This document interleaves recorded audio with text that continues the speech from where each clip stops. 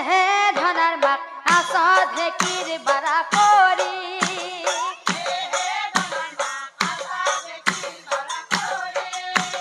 হে ধনাৰ মাক আসদ ঢেকিৰ বাড়া কৰি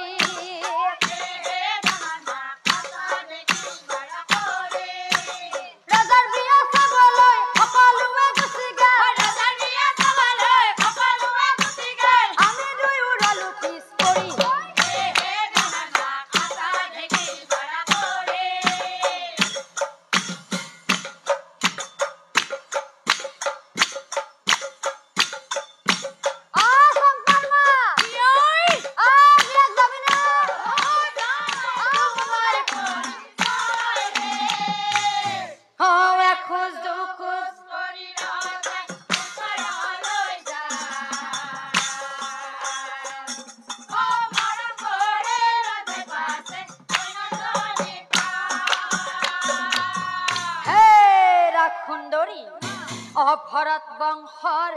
ৰজা মই অমৰ নাম সম্ব আৰু মই মৃগ বিচাৰি মই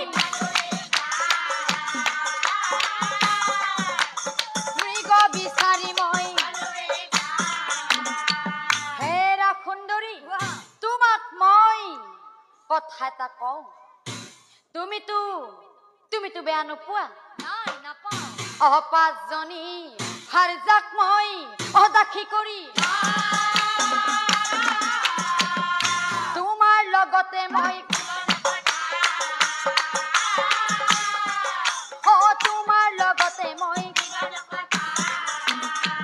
আৰু শুনাচোন তোমাৰ মতেই চলিম মই তুমি চিন্তা নকৰিবা ৰাণী হৈ মহাকাশ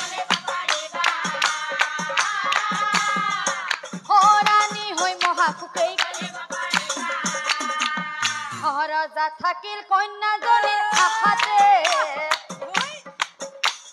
সেনা সৈন্য থাকিল বহু দূৰতে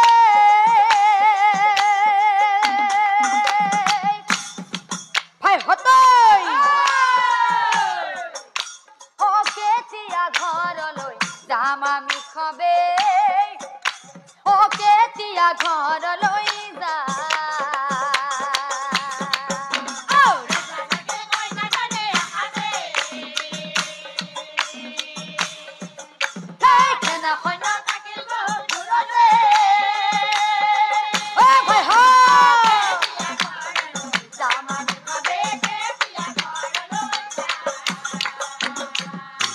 সৈন্যগণেই বোলে ভাইহঁত মহাৰাজাক বিচাৰিয়া ক'ত আছে আমাৰ ৰজা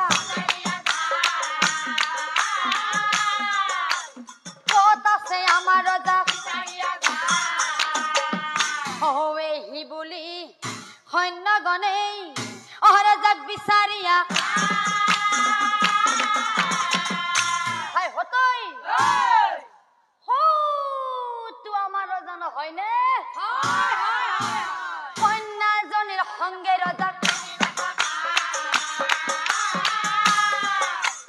কন্যাজনীৰ সংগে ৰজাক ৰজাৰ কাণ্ড দেখি সবেই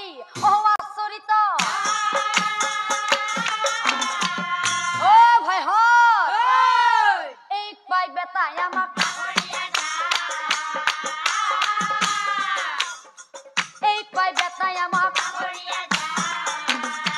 আৰু আনফালে ৰজাই দুহাত মেলি কন্যাজনীক ধৰিবা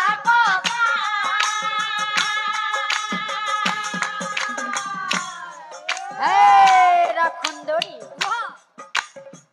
ধৰিব খোজোতে কন্যা ওলাই গৈছে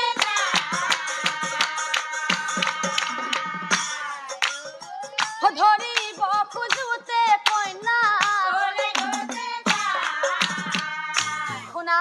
ৰজা সম্বৰণ তুমি সূৰ্যদেৱৰ কন্যা মই মোৰ নাম তপতী পিতৃৰ আজ্ঞা পালে পিতৃৰাজ্য ফলে তোমাকে বৰিম স্বামী তেনেহলে তুমি উখুনা কন্যা যিদিনালৈ মই তোমাক মোৰ ভাৰ্যা ৰূপে নাপাওঁ সেই দিনলৈ মই মোৰ নিজ ৰাজ্যলৈ ঘূৰি নাযাওঁ কথা শুনি কন্যাজনীৰ দুখ লাগি লইলা কৰি ৰজাৰ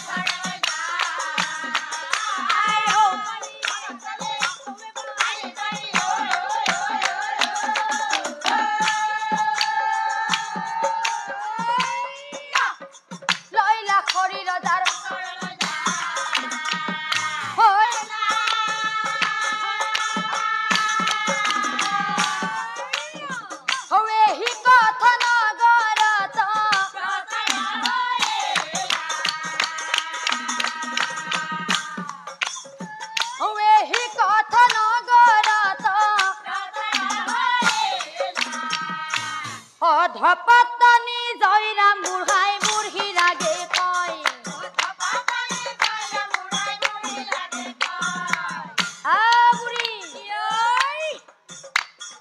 বুঢ়া হলেও আমাৰ ৰজাই আশা এৰালাই পাঁচজনী আছে ৰজাৰ দমদম কৰে তিৰি আৰু এটা আনলাক বোলে বনৰ পৰা ধৰি